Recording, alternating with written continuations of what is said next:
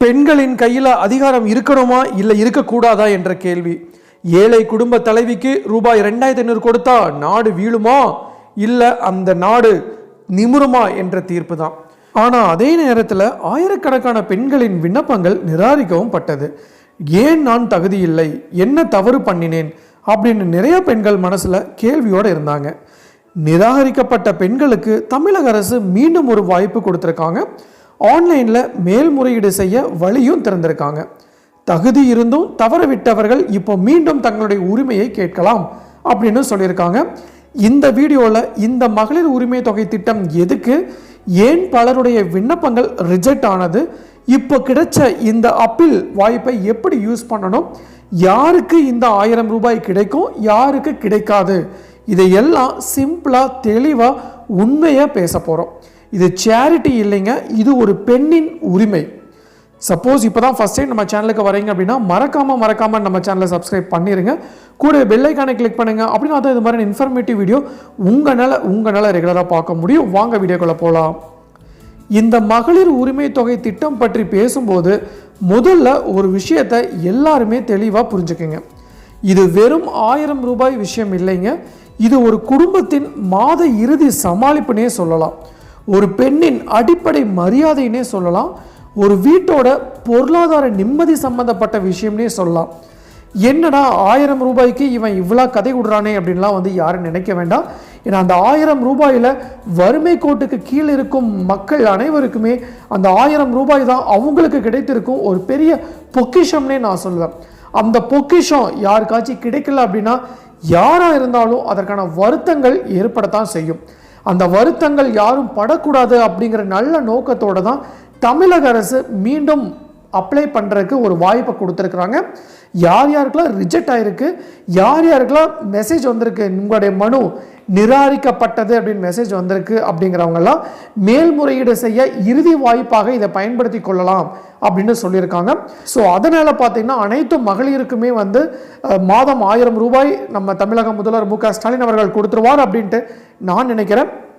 Suppose உங்களோட மனு நிராகரிக்கப்பட்டது அப்படின்னு உங்களுக்கு ஒரு மெசேஜோ இல்லை இன்டிமேஷனோ வந்துச்சு அப்படின்னா நீங்கள் இந்த வாய்ப்பை பயன்படுத்தி இதை கீழே சொல்லிக்கிற ப்ரொசீஜரை ஃபாலோ பண்ணி நீங்கள் ரீஅப்ளை கூட பண்ணுங்க. ஸோ டெஃபினட்டாக உங்களுக்கு பாசிட்டிவான நியூஸ் வரும் அப்படிங்கிறதுல எந்த ஒரு சந்தேகமும் இல்லை. விண்ணப்பித்த பல பெண்களுக்கு பார்த்தீங்கன்னா மாதம் 1000 ரூபாய் மகளிர் உரிமை தொகை வழங்கப்பட்டு வருது. இது ஆரம்பித்த நாளிலிருந்து தமிழ்நாட்டில் லட்சக்கணக்கான குடும்பங்களுக்கு இந்த தொகை ஒரு பெரிய சப்போர்ட்டாக மாறி இருக்குது அப்படின்னு சொன்னால் அது மிகையாகாதுங்க. பால் வாங்க, காய்கறி வாங்க, குழந்தைகளின் படிப்பு செலவுக்கு மருந்து வாங்க இந்த 1000 ரூபாய் பல வீடுகளில் மிக முக்கியமான பணமாகவே இருந்துட்டு வருது. ஆனால் இந்த திட்டம் ஆரம்பிக்கப்பட்ட போது எல்லாருக்குமே கிடைக்கல. ஒரு சில ரெஸ்ட்ரிக்ஷன் கொடுத்தாங்க, ஒரு சில டெக்னிக்கல் எரர்ஸ்னால நிறைய பெண்களுக்கு கிடைக்காம போச்சு. பல பெண்களின் விண்ணப்பங்கள் நிராகரிக்கவும் பட்டது. அதனால பலருக்கும் ஏமாற்றம், கோபம், குழப்பம் எல்லாமே வந்துச்சுங்க. நான் தகுதி இல்லாதவளா, என்னுடைய விண்ணப்பம் ஏன் ரிஜெக்ட் ஆச்சுன்னு பல கேள்விகள் எழுந்த வண்ணமாகவே இருந்துச்சு. இப்போ அந்த இடத்துல தான் ஒரு முக்கியமான அப்டேட் வந்திருக்கு. தமிழக அரசு நிராகரிக்கப்பட்டவர்களுக்கு மீண்டும் ஒரு வாய்ப்பு கொடுத்துருக்குறாங்க. அதாவது பார்த்தீங்கன்னா மேல்முறையீடு செய்ய ஒரு அஃபிஷியல் வழியை திறந்திருக்காங்க. அந்த அஃபிஷியல் வெப்சைட் என்ன அப்படின்னா www.kmut.in.gov.in. அப்படி இல்லை அப்படின்னா http://www.kmut.in. அதாவது பார்த்தீங்கன்னா அதிகாரப்பூர்வ இணையதளம் மூலமாக ரிஜெக்ட் ஆனவர்கள் அப்பீல் பண்ணலாம் அப்படின்னு சொல்லியிருக்காங்க. நான் இந்த வெப்சைட் லிங்க்கு நான் கீழே டிஸ்கிரிப்ஷனில் கொடுத்துருக்கிறேன். ஸோ உங்களுக்கு ரிஜெக்ட் ஆச்சு அப்படின்னா இந்த லிங்க்கில் கிளிக் பண்ணி நீங்கள் ரீஅப்ளை பண்ணுங்கள். ஸோ டெஃபினட்டாக நீங்கள் எலிஜிபிள் ஆயிடுவீங்க. இது ரொம்ப முக்கியமான விஷயங்க. ஏன்னா இது ஒரு முறை ரிஜெக்ட் ஆனால் முடிஞ்சதுன்னு சொல்லாமல் நியாயமானவர்களுக்கு இன்னொரு சான்ஸ்னு தமிழக அரசு சொல்கிற மாதிரி இருக்குங்க. ஸோ இப்போ நாம் ஸ்டெப் பை ஸ்டெப்பாக இந்த விஷயத்தை புரிஞ்சுக்கலாம். முதல்ல இந்த மகளிர் உரிமை தொகை திட்டம் எதுக்காக கொண்டு வந்தாங்கன்னு பார்ப்போம். குடும்பத்தோட அன்றாட செலவுகளை பெரும்பாலும் பார்த்தீங்கன்னா பெண்கள் தான் மேனேஜ் பண்ணுறாங்க. ஆனால் பல வீடுகளில் பெண்களுக்கு தனி வருமானம் அப்படின்ட்டு இல்லாமலே இருக்குது. இந்த நிலை மாறணும், பெண்களுக்கு ஒரு ஃபினான்சியல் இண்டிபெண்டன்ஸ் கிடைக்கணும், வீட்டுக்குள்ளே அவங்களுக்கு பங்கு அஃபிஷியலி ரெகனைஸ் ஆகணும். இதுக்காக தான் இந்த திட்டமே கொண்டு வந்ததாக தமிழக முதல்வர் மு க ஸ்டாலின் அவர்களும் துணை முதல்வர் உதயநிதி ஸ்டாலின் அவர்களும் சொல்லியிருக்காங்க. இந்த திட்டத்தில் பார்த்தீங்கன்னா குடும்ப தலைவியாக பதிவு செய்யப்பட்ட பெண்களுக்கு மாதம் 1000 ரூபாய் வழங்கப்படுது. இது பென்ஷன் மாதிரிலாம் இல்லைங்க, இது சேரிட்டியும் இல்லை, இது ஒரு விதமான உரிமை தொகை அப்படின்னு தான் நான் எல்லாருனாலையும் பார்க்கப்படுது. ஆனால் இங்கே தான் ஒரு பெரிய கன்ஃபியூஷன் ஆரம்பிச்சது. குடும்ப தலைவினா யார்?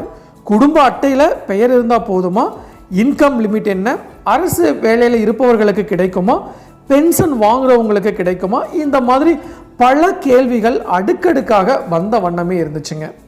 இந்த கன்ஃபியூஷனாலேயே பலருடைய விண்ணப்பங்கள் இனிஷியலாக ரிஜெக்டும் ஆச்சு.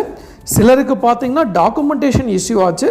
இன்னும் சிலருக்கு பார்த்தீங்கன்னா ஃபேமிலி கார்டில் ஏதாச்சும் ஒரு மிஸ்மேட்ச் ப்ராப்ளம் ஆச்சு. இன்னும் சில பேருக்கு இன்கம் க்ரைட்டீரியா ப்ராப்ளம் ஆச்சு. சில பேருக்கு பார்த்தீங்கன்னா கேசஸில் சிஸ்டம் எரர் கூட இருந்திருக்க வாய்ப்பு இருந்துச்சு. இது மாதிரி நிறைய ரீசன் சொல்லலாம். அதனால தான் இப்போ அரசு என்ன சொல்லுது அப்படின்னா, ரிஜெக்ட் ஆனவங்களுக்கு மீண்டும் ஒரு வாய்ப்பு வழங்க போகிறதாகவும் சொல்லியிருக்காங்க. ஸோ ஆல்ரெடி சொன்ன மாதிரி தான் நான் கீழே டிஸ்கிரிப்ஷனில் கொடுத்துக்கிற லிங்கை கிளிக் பண்ணி ஸோ அந்த வெப்சைட்டில் போனீங்க அப்படின்னா உங்களுடைய அப்ளிகேஷன் டீட்டெயில்ஸை ஃபஸ்ட்டு என்ட்ரி பண்ணுங்கள். ரிஜெக்ஷனுக்கான ரீசன் என்னன்னு செக் பண்ண முடியும். ஸோ அதுக்கப்புறம் தான் அதுக்கான கிளாரிஃபிகேஷன் அல்லது கரெக்ஷன் சப்மிட் பண்ணலாம் அப்படின்னு சொல்லியிருக்காங்க. ஸோ ஆல்ரெடி நீங்கள் செகண்ட் டைம் நீங்கள் அப்ளை பண்ணி அதுலேயும் உங்களுக்கு ரிஜெக்ட் ஆயிருந்தது அப்படின்னா என்ன ரீசன்னால உங்களுடைய மனு ரிஜெக்ட் செய்யப்பட்டது, நிராகரிக்கப்பட்டது அப்படிங்கிறதுக்கான ரீசன் இந்த வெப்சைட் லிங்க்கில் போய் நீங்கள் உங்களுடைய டேட்டாஸ் கொடுத்தீங்க அப்படின்னாவே தகவல் தெரிஞ்சிடும். சப்போஸ் நீங்கள் அது ரியலாகவே உங்கள்கிட்ட ஃபார் எக்ஸாம்பிள் இன்கம் டேக்ஸ் இருக்குது அப்படின்னா இன்கம் டேக்ஸ் நீங்கள் ஃபைல் பண்ணியிருந்தீங்கன்னா உங்களுக்கு கிடைக்காது அப்படின்னு சொன்னாங்க. நீங்கள் இன்கம் டேக்ஸ் ஃபைல் பண்ணியிருக்கீங்க அதெல்லாம் உங்களுக்கு கிடைக்கல அப்படின்னு ஒரு ரீசன் வந்துச்சு அப்படின்னா ஸோ அப்போ நீங்கள் முடிவு பண்ணிக்கலாம். ஸோ நான் இன்கம் டேக்ஸ் ஃபைல் பண்ணுறதுனால மட்டும்தான் எனக்கு ரிஜெக்ட் ஆயிருக்கு அப்படின்ட்டு. சப்போஸ் அதில் கொடுத்துக்கிற ரீசனில் நீங்கள் எலிஜிபிளாக இருக்கீங்க அப்படின்னா தாராளமாக நீங்கள் ரீஅப்ளை பண்ணலாம். ஸோ உதாரணத்துக்கு பார்த்தீங்கன்னா உங்களுடைய ஃபேமிலி கார்டில் மிஸ்டேக் இருந்தால் அதை கரெக்ட் பண்ணி அப்லோட் பண்ணலாம். இன்கம் டீட்டெயில்ஸ் மிஸ்மேட்ச் இருந்தால் அதுக்கான ப்ரூஃப் சப்மிட் பண்ணலாம். குடும்ப தலைவி ஸ்டேட்டஸ் கிளாரிஃபை பண்ண வேண்டிய சுச்சுவேஷன் இருந்தால் அதையும் அப்பீலில் எக்ஸ்டெண்ட் பண்ணலாம். ஸோ இங்கே ஒரு முக்கியமான விஷயம் என்னென்னா, அப்பீல் பண்ணுறது ஒரு ஃபார்மாலிட்டி மாதிரி எடுக்கக்கூடாதுங்க. இது உங்களுடைய உரிமையை ரீக்ளைம் பண்ணுற ப்ராசஸ் அப்படின்ட்டு எல்லாரும் மைண்டில் ஃபிக்ஸ் பண்ணிக்கோங்க. ஸோ அதனால தான் டீட்டெயில்ஸை கரெக்டாக கிளியராக எகெயின் ரீசப்மிட் பண்ணுங்கள். இப்போ இன்னொரு கேள்வி வரும், அப்பீல் பண்ணினா எல்லாருக்கும் அப்ரூவ் ஆகிடுமா அப்படின்னு. இதுக்கான விடை பார்த்தீங்கன்னா இல்லைன்னு தான் நான் சொல்லுவேன். தகுதியானவர்களுக்கு மட்டும்தான் அப்ரூவே ஆகும். ஆனால் ரிஜெக்ட் ஆனதுக்கான ரீசன் ஜென்யூன் மிஸ்டேக் அல்லது டெக்னிக்கல் இஷ்யூவாக இருந்தால் இந்த அப்பீல் வாய்ப்பு ரொம்ப ரொம்ப யூஸ்ஃபுல்லாக இருக்குங்க. கவர்மெண்ட்டு இங்கனால மிஸ்டேக் நடந்திருக்குன்னு இன்டெரக்ட்லி அக்செப்ட் பண்ணுற மாதிரி இருக்குது. That itself is a good sign அப்படின்னே சொல்லலாங்க. இப்போ இந்த வீடியோவை பார்த்து ரிஜெக்ட் ஆன பெண்கள் இருந்தால் தயவு செஞ்சு இந்த அப்பீல் வாய்ப்பை மிஸ் பண்ணாதீங்க.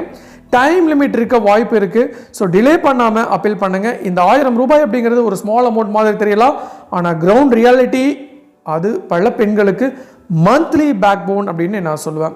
ஸோ இன்னும் கொஞ்சம் பேசணும். ஃபியூச்சரில் இந்த திட்டம் எக்ஸ்பேண்ட் ஆகுமா, அமௌண்ட் இன்க்ரீஸ் ஆகுமா, எலிஜிபிள் கிரைட்டீரியா சேஞ்ச் ஆகுமா, இந்த மாதிரி கொஸ்டினுக்கெலாம் ஆன்சராக கவர்மெண்ட் ஸ்டேட்மெண்ட்டில் என்ன சொல்கிறது, பொலிட்டிக்கல் ஆங்கிள் என்ன, பப்ளிக் எக்ஸ்பெக்டேஷன் என்ன, ஸோ இதையெல்லாம் நான் உங்களுக்கு நெக்ஸ்ட் வீடியோவில் நான் பேசுகிறேன். ஸோ மீண்டும் இன்னொரு நாள் இது மாதிரி சுவாரஸ்யமான இன்ஃபர்மேட்டிவ் வீடியோவுடன் உங்களை சந்திக்கும் வரை உங்களிடமிருந்து விடைபெறுவது உங்கள் மஞ்சள் மாநகர மைந்தன் சிவா.